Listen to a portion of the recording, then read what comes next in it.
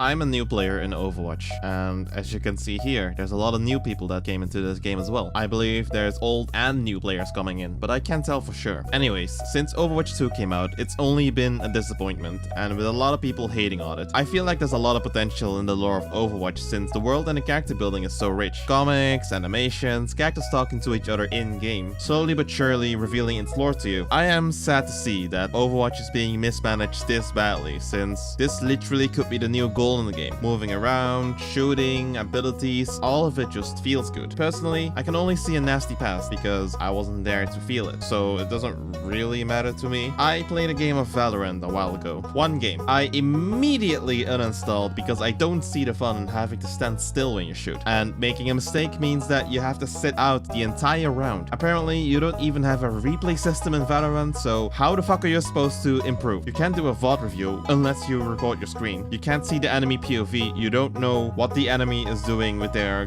gun buying and where they're walking, or even where they're pre-aiming. And I wouldn't care if there wasn't a replay system if it was a casual game, but this is Valorant, one of the most super hardcore shooters where you have to have pixel perfect aim and godlike prediction to outplay enemies. Even as a big esports scene. I had the same problem with Among Us and even with Werewolves. What do you do when you're the first to die? You just sit and wait, unable to interact with the game because you're dead. How's that fun for the person who dies first? A lot of new people came into Overwatch, but why? I believe that the game was always balanced around 6v6 since that was the format of Overwatch 1. You had 6 people in both teams, 2 tanks, 2 DPS, and 2 supports. Nowadays, they removed 1 tank, making it a 5v5. 1 tank, 2 DPS, and 2 supports. And it makes tanks, even to this day, frustrating for a lot of people. Blizzard, the developers of Overwatch, tried to start a whole esports scene with Overwatch, and I presume that making it into a 5v5 just helped with that because most other big esports titles are also 5v5. I'm not sure though, I can only guess what the game felt like with 2 tanks because I've never played it. I am very much interested to see what it was like though. In Season 9, they updated a lot of things to make the game feel better. Less burst damage, more forgiving projectile sizes, and you don't need pixel perfect aim in Overwatch. You just need good enough aim to hit the enemies. In practice mode, it does feel a bit wonky to see that you can shoot the air and it'll still register as a hit. But I can promise you that it feels good in-game when you're playing it. You don't even think about the fact that the bullet just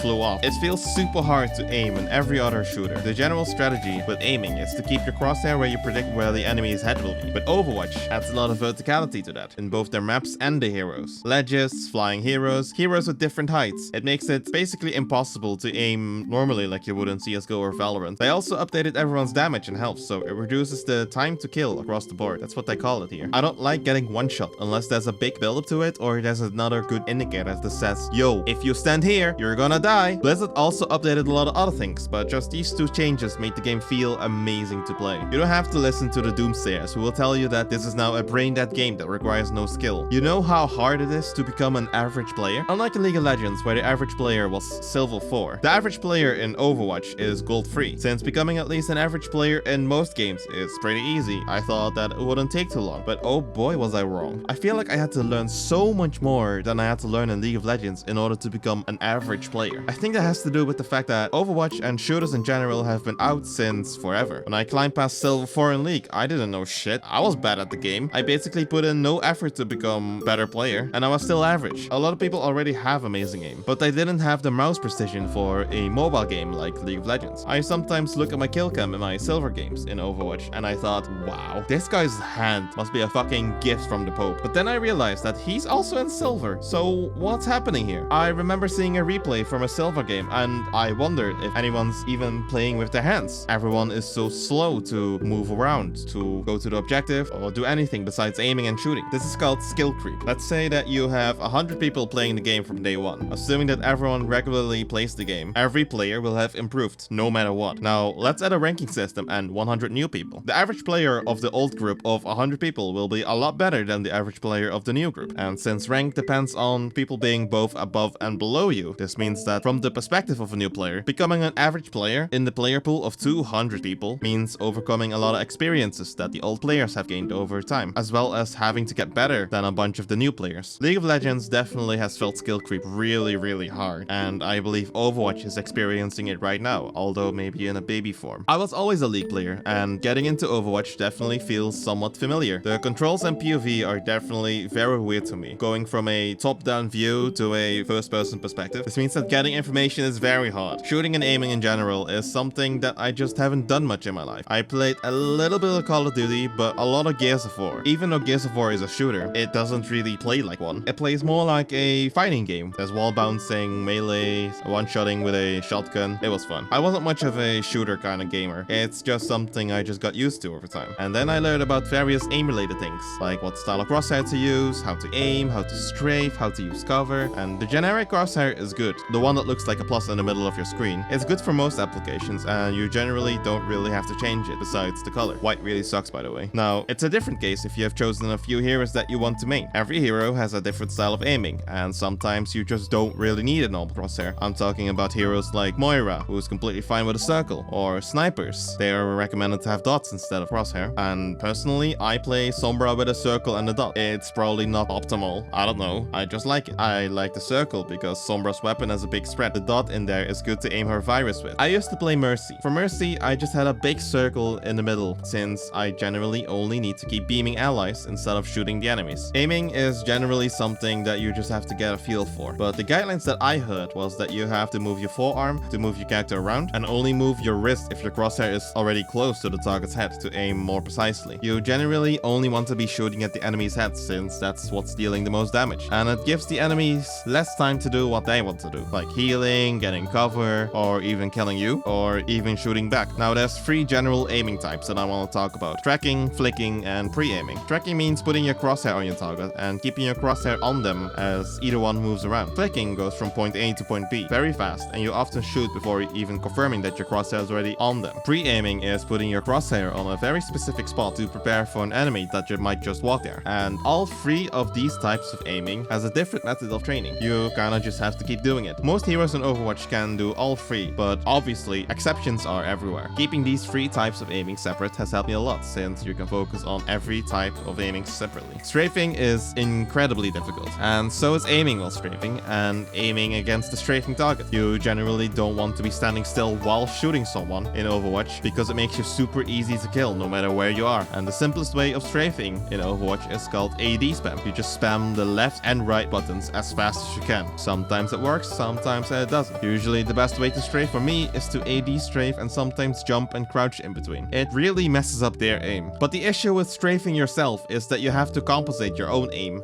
for your own strafe. So anytime you press left, you have to aim slightly to the right. Cover is better than strafing because it just blocks all projectiles, no questions asked. The enemy has no chance of shooting you if you're behind a big wall. I still sometimes catch myself just standing in the open, and I just think to myself, damn, there's a big juicy wall next to me. Should have just used that. Cover in Overwatch is also pretty funny, because you generally only think of walls to use as cover. But since Overwatch has a lot of verticality, now all of a sudden, floors and ceilings are also cover. Walking from cover to cover and usually hugging some kind of wall is the better play. Healers can heal you back to full health, and you can just quickly get into a safe space. Game sense is probably the biggest component of Overwatch, maybe even bigger than aiming itself. That's what I believe, at least. Game sense revolves around economy, positioning, and timing. Economy is something that I'm very familiar with from League of Legends. Everything revolves around getting as much value as you possibly can with the resources you have, considering time, abilities, ultimates as part of the economy. I don't know what else counts as part of the economy, because I'm just not good enough at the game yet. But getting to a position that you want faster than the enemy, or killing enemies faster, things like that really helps. Just fucking around means that you're giving the enemy more time to set up and do what they want to do. Go fast and you'll definitely win more. Staying alive is also part of making use of your time. Dying means that you have to wait for a respawn, and then you even have to walk back to the objective for the fight. Abilities, once used, are usually on some kind of cooldown. Let's say that you're fighting a Sigma and he throws a rock at you. After throwing a rock, he can't throw another rock for a couple of seconds. And if you're able to get Sigma to throw a rock and make it miss, you're getting value, even if you didn't use anything yourself, because now you have your own ability, but the enemy doesn't. The same thing applies to ultimates as well, but on a much bigger scale, because ultimates in Overwatch are really huge game-changing abilities. But that also means that it costs a lot of time to build up to that ult, and sometimes you can only use ults in a very specific way. If the enemy team kills all of you with their ults, but your team still has all their ults. Then the next time you respawn, you can just kill the enemies with your own ults because they don't have anything. Let's just say that both teams are fighting on equal ground, and that would make it a neutral game. Anyone could win. But let's say that one team gets the high ground and plays from up there. Now all of a sudden, the team with more high ground is more likely to win because, as I said earlier, you can use the floor as cover. But high ground is also good because you can also see more of the map, you see more of the enemies, meaning that you get more information to work with. Aiming also gets a lot easier because the angle causes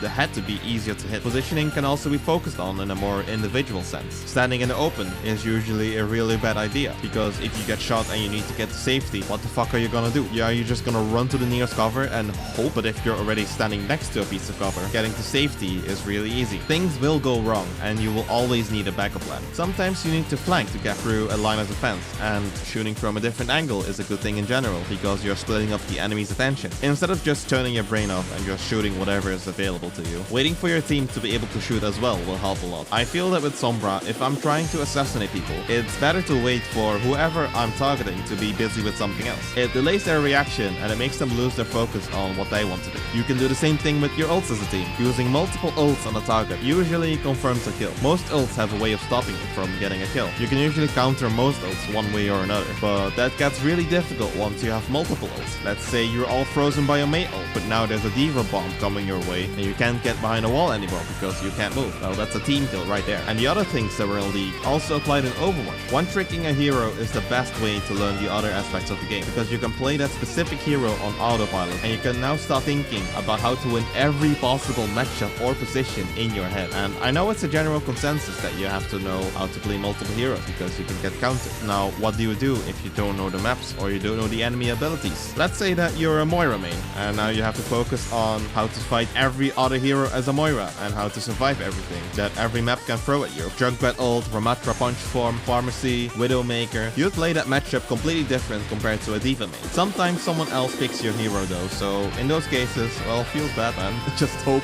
I hope you have another hero that you can play. The rank system and how to climb and abuse it are basically the same thing. You win, you go up. You lose, you go down a rank. But there's a hidden number that says what rank you really are, and the rank itself is just a representation of what that hidden number is. It's called an MMR, or a matchmaking rating. But Overwatch has lately updated its ranking system to add in modifiers, and so just getting a win rate higher than 50% just isn't enough to start climbing now. You need winning streaks, and win streaks will give you a big bonus based on how much MMR you're getting with every win. But lose streaks will also do the same in reverse. This makes it a lot simpler to either go up or go down, depending on how good you are or how bad you are. In League of Legends, there's the 30-30-40 rule, and I think it also applies here in Overwatch. Assuming that you're playing on a consistent level, you'll automatically win 30% of your games, 30% you'll certainly lose your games, but you have control over 40% of the remaining games. This means that you should just try your best at every game, but don't let it get to you if you lose individual games, because you are guaranteed to lose 1/3 of your games. You're gonna lose a lot, and that's just the way it goes. And that's most of what I've learned so far. It's a lot, and I'm still only around gold, meaning the average player. I don't know how the fuck everyone else is so good at the game, but all I can say is that I'm just amazed. Let me know your experiences with Overwatch, and I'll see you in the next video.